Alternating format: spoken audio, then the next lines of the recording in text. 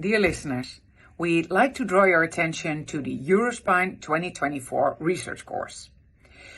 We give you the opportunity to level up your expertise.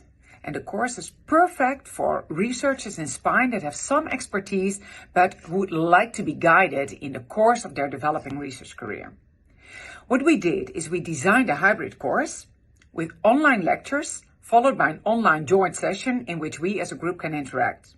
And thereafter, there will be 2 days, well, actually 1.5 days, on site in Strasbourg where we can interact and learn. It will be at the end of June. You will be given the opportunity to introduce your own research work as a learning guide. And of course, you can also improve your skills by learning from the research work of others.